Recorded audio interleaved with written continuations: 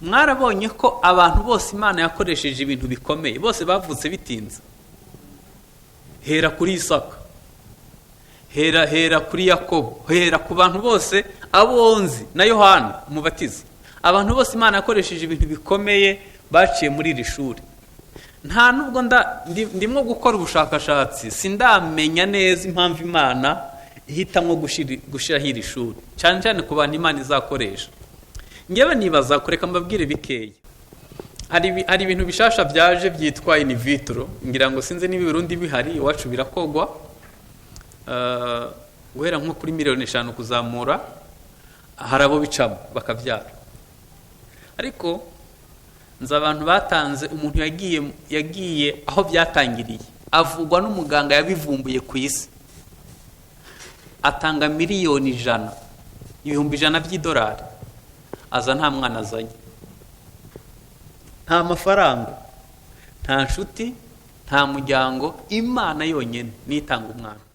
Hari umuntu uheruka kubyara, hanyuma ndashuha njya kumureba, nzi ko Imana yamukoreye igitangaza akabyara, ngeze yaranyihisha.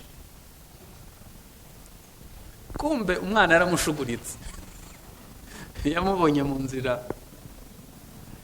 None nkibaza umuntu yatinya kurebana mu maso na Desire, ayi Imana azayarebamo. Muri 1967 nari ntuye ahantu ku Muhima munsi ya gereza ku bahazi. Hanyuma nari mvuye Nyabugogo, hari inzira izamuka ku ibagiro uvuye Nyabugogo. Hanyuma hari nka 3 y'ijoro, nzamutse gutya, ijwi rirambwira ngo hagarara aho ugeze. Ndahagarara. Ijwi rirambwira ngo kata uce muri kaburimbo la Frasheri ubone kugera mu rugo. Ndavuga no, iwacu ni hariya ndahareba, ntabwo nshobora guca mu nzira ya kure kandi bwije, iwacu mpareba. Ijwi rirambwira ngo hagarara aho ugeze, kata usubireyo. Ndanga. Ubwo ndavugana n'ijwi ryo mu mutima, ndanga. Nteye intambwe nka 3, numva haje agapiripiri mu maso karangira. Nta muntu yemwe kugacuruza, hari 3 y'ijoro, nta muntu n'umwe narebaga hafi aho. Nibaza agapiripiri aho kavuye, ngira amarira menshi.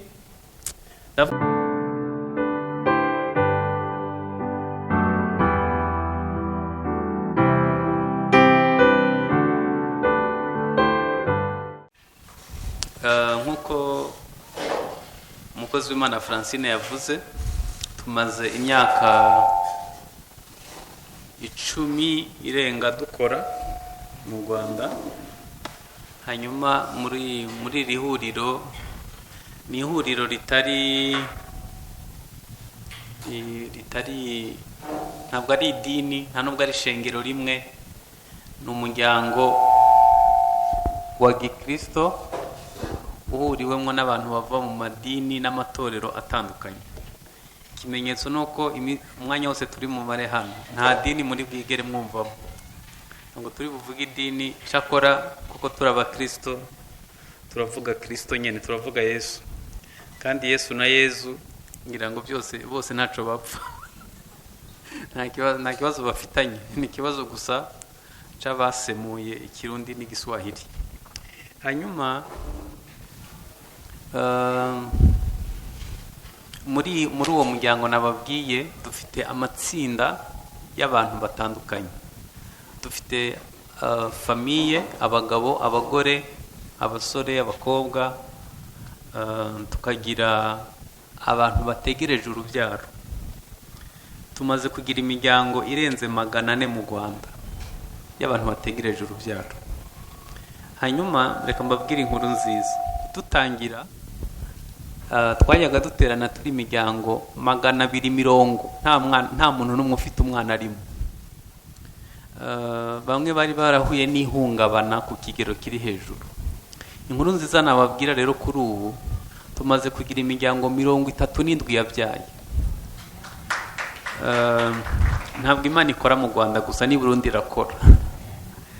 Imana yatumye mu Rwanda babyara. N'ubu mu kwezi gushize hari umwe yabyaye ku myaka 16. N'ubu hari abandi bafise inda benshi. Imana izakomeza gukora. Hanyuma aho dutangiriye SSH hano i Burundi, naravuze kuko bimba ku mutima, nifuza kuzahura n'imiryango itegereje urubyaro. Mu by'ukuri ndabakunda kubera impamvu nyinshi. Mama yararongowe amara imyaka 5 atarabona umwana. Nzi ingaruka zabaye mu muryango wacu mbi, ingaruka mbi zabaye mu muryango wacu kubera gutinda kubona umwana. Hanyuma twe na madamu twabyaye abana 2 bita birifunga, tumaze imyaka 17 twararindiriye, n'ubu turacarindiriye. Ushobora kuba utegereje umwana, cyangwa se ushobora kuba warabyaye umwe bikifunga. Byose birababaza. Cyangwa se ushobora kuba utwara inda zikavamo, byose birababaza. Uyu munsi rero twabatumiye ngo tuganire aka kantu. Haracariho ibyiringiro. Ibyiringiro ni ibyizigiro mu Kirundi. Nta kindi twabatumiriye, nico twabatumiriye gusa. Inyigisho yacu ni inyene, haracariho ibyiringiro. Ushobora kuba umaze 5, 3. Twebwe mu Rwanda iyo twivuga, uravuga ngo nitwa Desire, ngo maze imyaka 5 ntegereje ndindiriye. Undi akavuga ngo nitwa runaka, maze 15. Dufitemo abamaze 23, hari n'abamaze 30, kandi baracafite ibyizigiro. Yani ibyizigiro ni ikintu gikomeye. Ibyizigiro bitandukanye no kwizera, biri hejuru yo kwizera. Rero twabatumiye ngo tubabwire kwakiriye ibyizigiro. Haracariho ibyizigiro.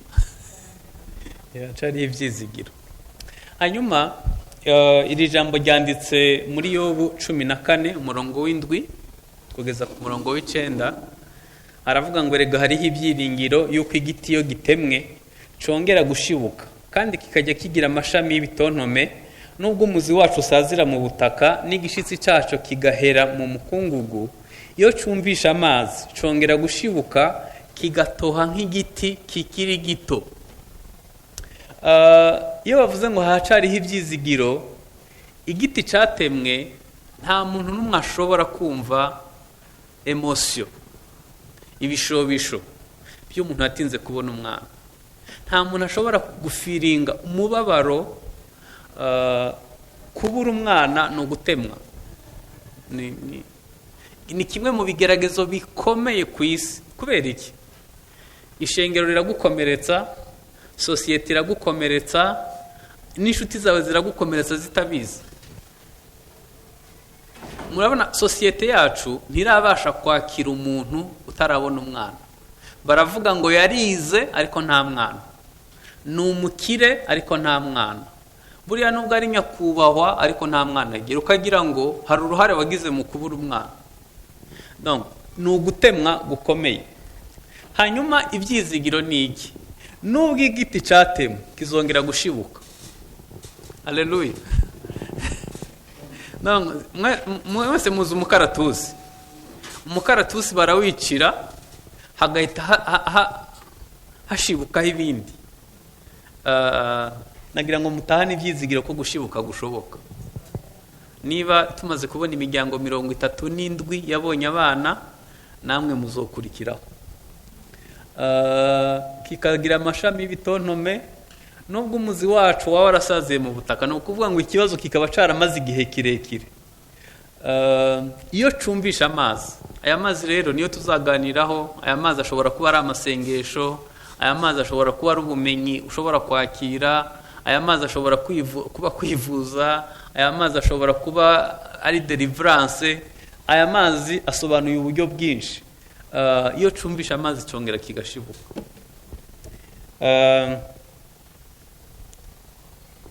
Ibyiringiro ni ikintu gikomeye. Iyo kibuze haba harimo ibintu byinshi bibi biba. Iyo habuze ibyiringiro, kwiyahura birashoboka.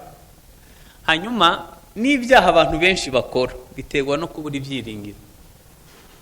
Iki kigeragezo cyo gutinda kubona umwana kirimo ibibazo byinshi bishamikiyeho, umva mbimazemo imyaka, ibyo ari byose ibyo mbabwira ndabizi neza.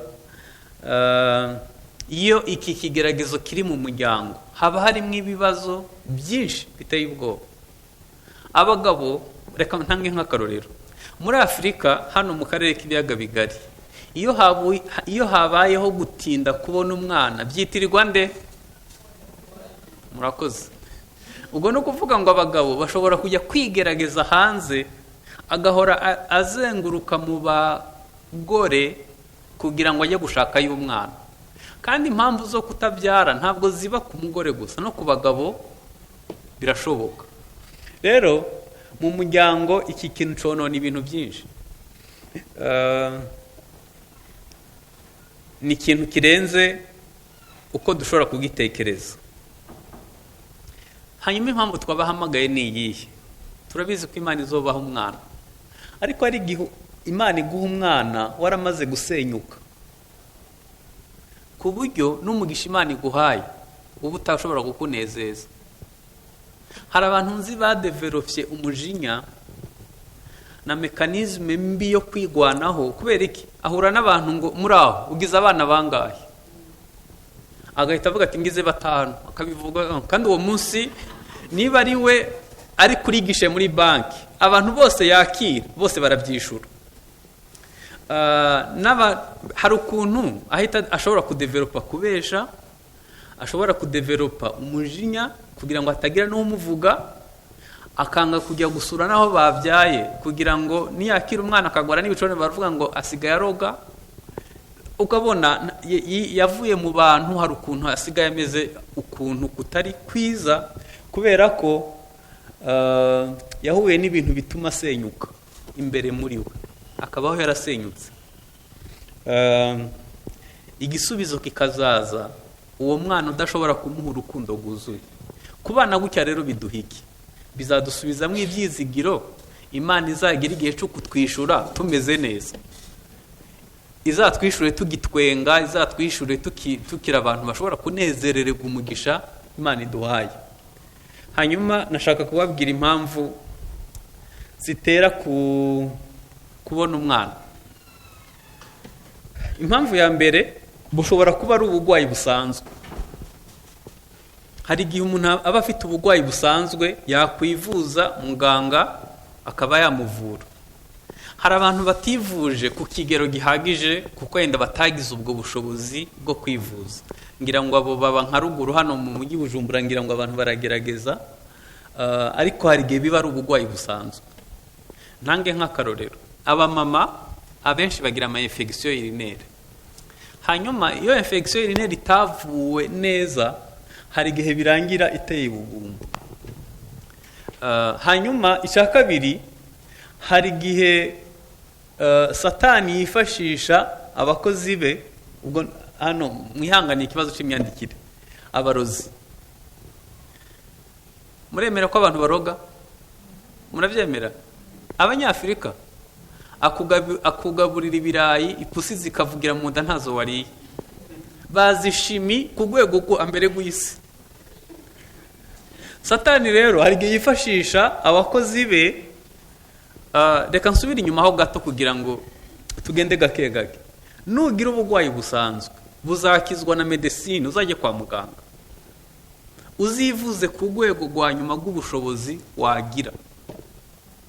Hanyuma icya kabiri, niba Satani yarifashishije abakozi be abarozi, uzagerageze usenge ku kiguzi cyose byagusaba, kuko abarozi ntabwo bakizwa no n'ikindi kintu cyose cyose, bakizwa no gusenga. Bibiliya avuga ngo mugwanye Satani nawe azobahunga. Ngewe nemera ko hirya y'inkomezi z'abadayimoni hari inkomezi z'Imana. Kandi Bibiliya iravuga ngo muri Mariko 15 umurongo wa 17 na 18 haravuga ngo ibimenyetso bizogendana n'abizera. Bazirukana abadayimoni, bazafata inzoka, bazanywa ikintu cyica ntaco kizabatwara na hato, bazarambika ibiganza ku bagwayi bakire. Icya gatatu, hari igihe kiba ari igihe cy'Imana kitaragera. Ishuri, ntabwo mwasomye ko Ana imana ariyo yaramuzibye inda ibyara? Hari igihe imana ikora ibi ibishaka. Niba abakristo barimo hano mwizera, mwarabonye ko abantu bose imana yakoresheje ibintu bikomeye, bose bavutse bitinze. Hera kuri Isaka, hera kuri Yakobo, hera ku bantu bose abonzi na Yohana umubatiza. Abantu bose imana yakoresheje ibintu bikomeye baciye muri iri shuri. Nta nubwo ndimo gukora ubushakashatsi, sindamenya neza impamvu imana ihitamo gushyiraho iri shuri, cyane cyane ku bantu imana izakoresha. Ngewe nibaza, kureka mbabwire bikeya.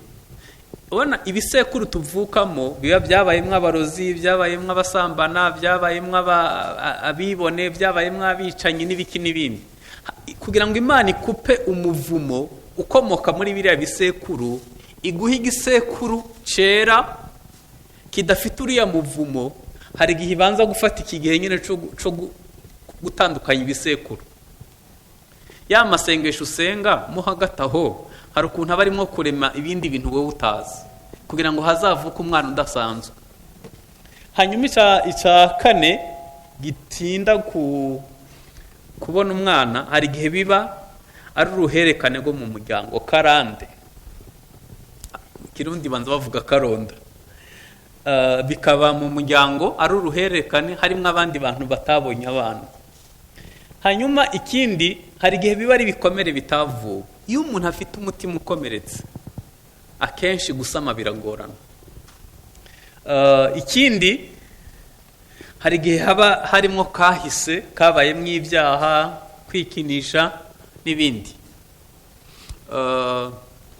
Impamvu tubuza abana bato kujya mu byaha byo gusambanyi no kwikinisha, hari igihe biba bizagira ingaruka zitari nziza mu gihe cyo kubyara. Ikindi ni stress. Turi muri monde ya stress. Ubu abahanga baravuga ngo abantu bakora akazi k'ingufu cyane, abasirikare bakomeye, abacuruzi bafite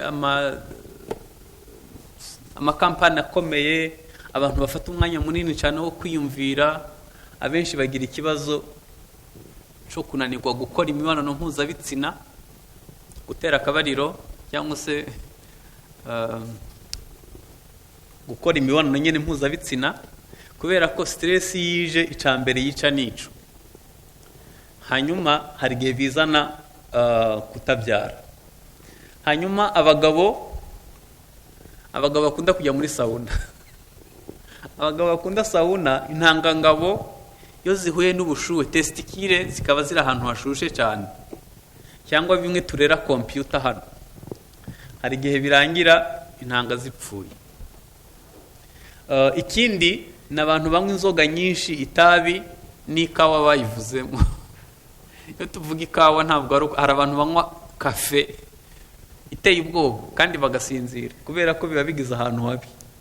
Ibi bishobora kuba ingaruka nabyo. Ikindi ni ukutaba hamwe mu gihe cy'uburumbuke. Niba umugabo wawe cyangwa umugore wawe akora mu nzego zituma ataba mu rugo, bikajya bigera igihe cya ovulation mutari kumwe, bumva ko gusama bishobora kugorana. Kandi kuri ubu ikiguzi cy'ubuzima, hano mwandike kutaba hamwe mu gihe cy'uburumbuke. Muri iki gihe ikiguzi cy'ubuzima, hari igihe gituma umwe aba muri Kenya undi akaba hano, guhura bikaba bigoye, ukibaza gusama bizaba ryari mu gihe harimo ikibazo kimeze gutyo. Hanyuma hari abantu bagira ikibazo cyo kumagara, kutagira ububobere mu gihe cy'imibonano mpuzabitsina, bakifashisha amavuta atuma horoha. Iyo hakoreshwa aya mavuta bishobora kugira ingaruka mbi zo kudasama. Urumva ufashe za ntangangabo zihora mu bushuhe zidakomeye cyane, hanyuma ugahita wongeraho n'amavuta washizemo, bishobora kuzibira burundu, bigatuma imibonano kubyara bitoroha.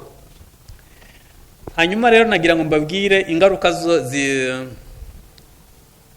zo guteba kubona umwana. hano naho mwihanganira ibyandikire. Hano mwandike ingaruka zo guteba kubona umwana. Ingaruka zo guteba kubona umwana ni nyinshi. Ya mbere, iyo habayeho gutinda kubona umwana, habaho gucana inyuma kw'abashakanye, haba ku bagabo cyangwa se ku bagore. Iki kibazo gikunda kubaho. Mwibuke ko ari ugusambana. Reka mbabwire inkuru niba iri kuri YouTube, ngira ngo bamwe muri mwe mushobora kuba mwarayibonye. Hari umukobwa mu gihugu kibanyi yatinze kubona umugabo, agira imyaka 49. Muzi ikintu yakoze? Yahise agenda kugura intanga, hanyuma barazimutera, abyara abana 3 icyarimwe. Arangije aravuga ngo ntacu umutima unciraho urubanza, nari narabuze umugabo, hanyuma sinigeze nsambana, nagiye kwa muganga bankoreye in vitro ndabyara. Yavuzije mu ijambo riteye ubwoba. Yaravuze ngo niba ari icaha Imana ntizakimbabarire. Ndacariho ndabitekerezaho kubera ko hari ibintu byinshi bitanditse muri Bibiliya kandi bizotugora kubera ko hariho haraduka ibyaha bishasha tutari tuzi, bidusaba kongera kwicara tugatekereza neza. Hanyuma rero iyo habayeho gutinda kubona umwana, hari igihe habaho gucana inyuma. Ndabizi ko mubizi. Hari igihe umuntu ananirwa gukora akavuga ati ubundi ndakora nduhira iki, ubu ndirirwa njya kuvunika nta mwana ngaburira. None iyo bana bimututseho bakamubwira ati ubundi urarinda ukora, ninde ukorera. Intege zishobora gucikira rimwe. Mwibuke ko Aburahamu byamubayeho, arimo kuvuga ngo urambwira ko uzangirira neza, ibyanjye ntibizaragwa. Eliyezeri, iki kibazo kijya kibaho umuntu akaba mu nzu akananirwa gukora. Hanyuma hari igihe bizana agahinda gakabije. Agahinda gakabije ni depression. Murabizi ko iyo ubonye abantu nk'icumi bari hamwe, sinzi niba mu Burundi muganga Jero byaza kutubwira, ibyo byose baba barenze nka 3. Mu bantu 10, 3 baba bafite agahinda gakabije. Bimwe mu bitera agahinda gakabije rero harimo gutinda kubona umwana. Hanyuma ikindi, urugo rurasenyuka. Iyo habayeho bimwe twavuze byitwa kwigerageza, hari igihe urugo rusenyuka. Hari igihe habaho gusenyuka k'urugo. Hari igihe habaho gusenyuka k'urugo kubera ko abantu bagiye kwigerageza hanze. Hanyuma ikindi, hari igihe bizana imibanire mibi n'imiryango n'abandi. Reka ntanga akarorero. Iyo umugore yarongowe mu muryango agatinda kubyara, baravuga ngo yaje guhonya umuryango. Ico gihe ushobora kugira menace aho warongoye cyangwa aho warongowe.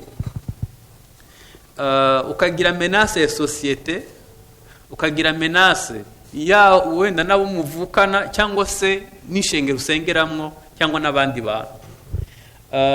Nagamba mbabwire ko imibanire ishobora kononekara kubera gutinda kubona umwana.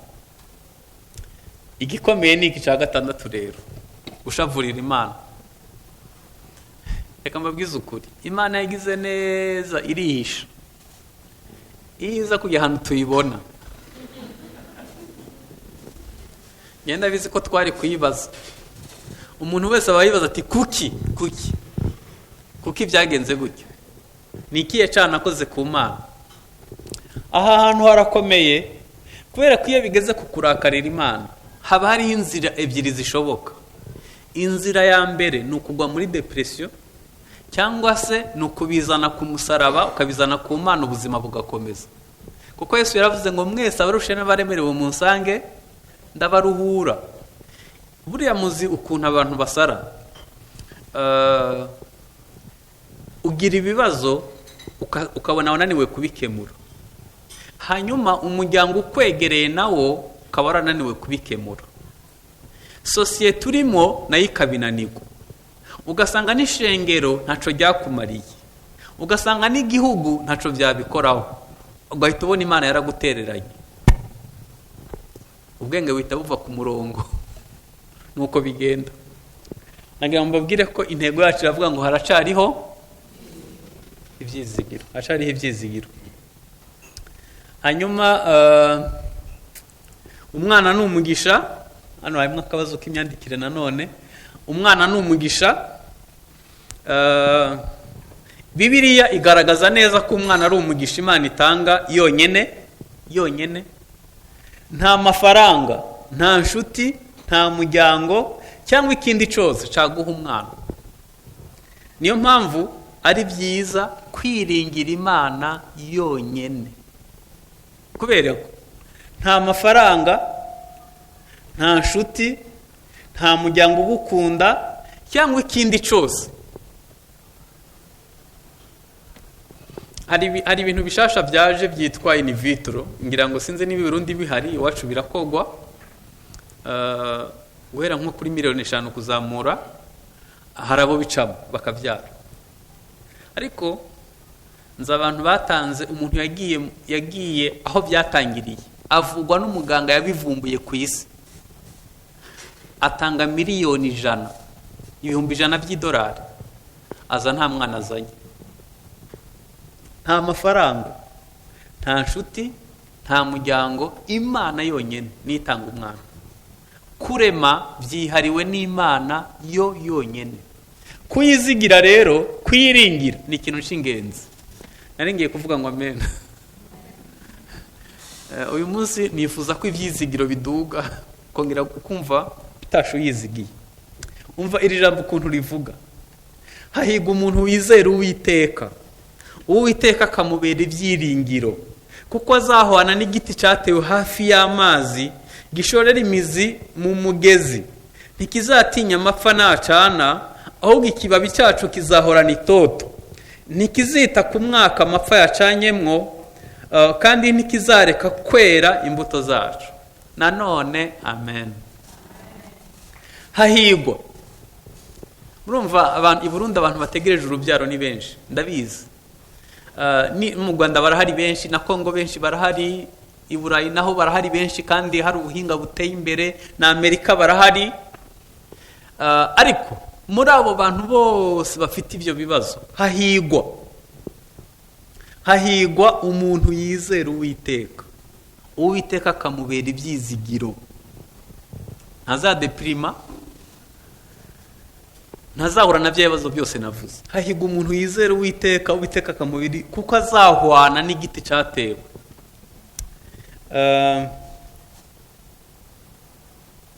Hanyuma hano hari akantu nongeyeho, ntabwo dukwiye kwiringira Imana kubera umwana gusa.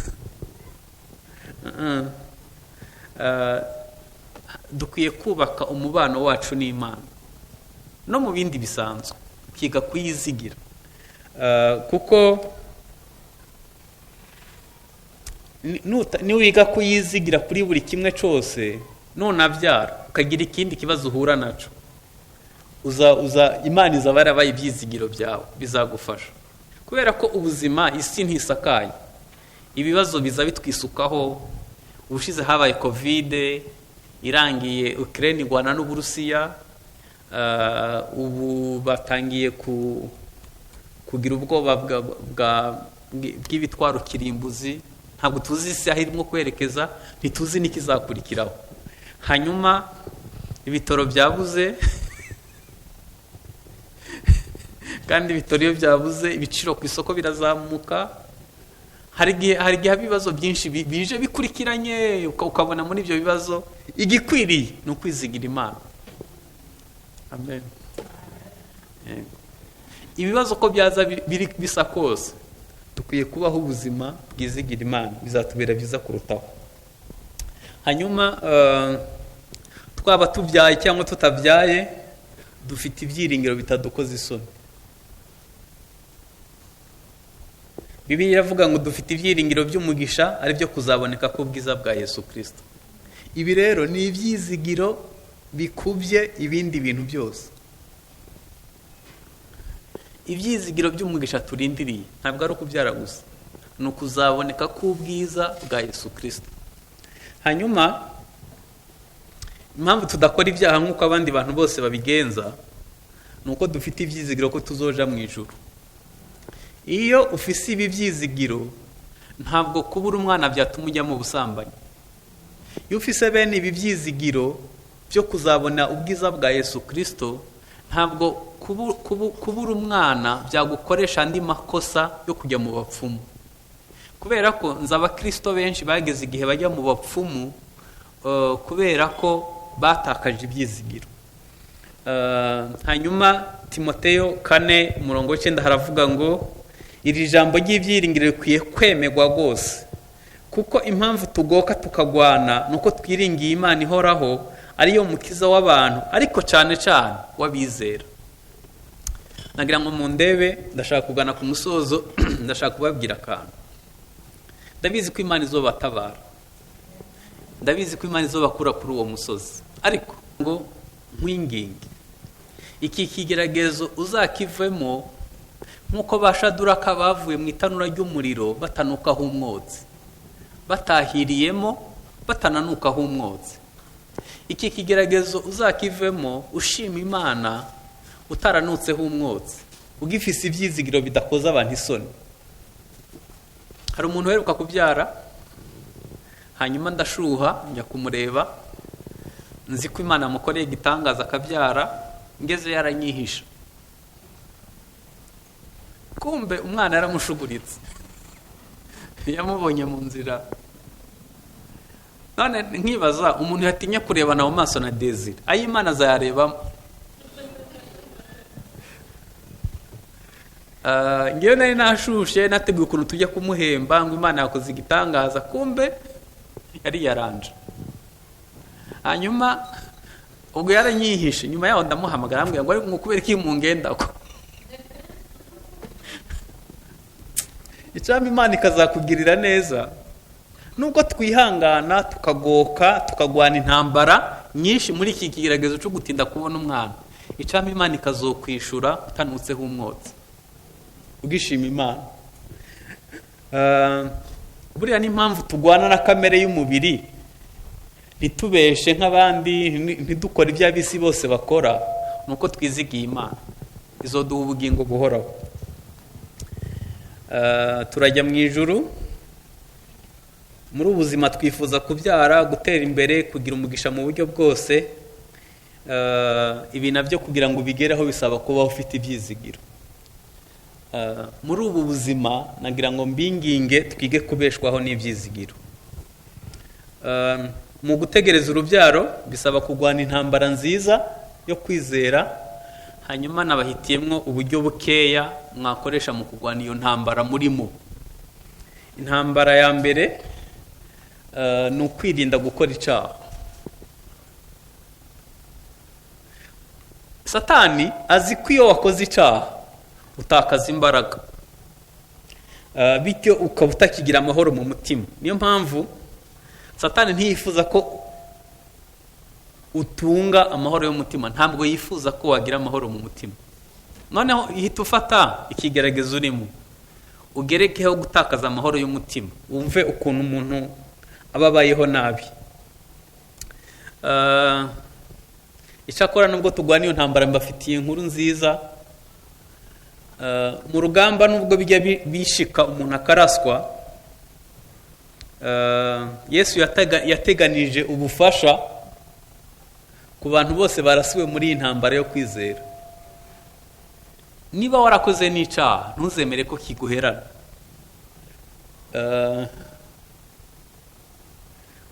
Mbese warashwe, ujye ubyutsa umutwe ubwire Satani ngo nubwo wandashe, Imana iracari Imana yanjye, kandi iracankunda, ishobora kunyakira ikambabarira.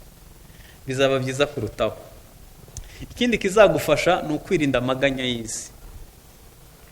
Satani ajya aduteza amaganya kuko Yesu yaravuze ngo ntimukiganyire. Aya maganya Satani ayakoresha nk'intwaro ikomeye, kandi iyi ntwaro ibasha benshi, cyangwa se imaze gutsinda benshi. Biradusaba kwirinda. Hariho abantu basenga bakunda Imana, ariko iyo bamaze guhura n'uwo mwambi ukabahinguranya, bituma bahoza umutima ku by'isi. Nababwiye ko hari igihe bigera igihe umuntu akajya no ku bapfumu. Aka kantu nako mukiteho, kubabarira. Iyo ufite umuntu wananiwe kubabarira, muba muhambiranye. Ubwo hari umuntu wo mu muryango yagukomerekeje, cyangwa hari umuntu wo mu ishengero, cyangwa mukorana, cyangwa abandi. Bizagufasha kubaho ubohotse nubasha kubabarira. Ni byiza kutoza umutima wawe kubabarira. Nungura n'umuntu akakubaza ngo ugize bangahe, uzi ko nta n'umwe urabona, nuhura n'ibikwibutsa ko utarabona umwana, nagira ngo nkwibutse ko ukwiye kwiga kubabarira, bizagufasha. Hanyuma ikindi kizagufasha ni ukumvira.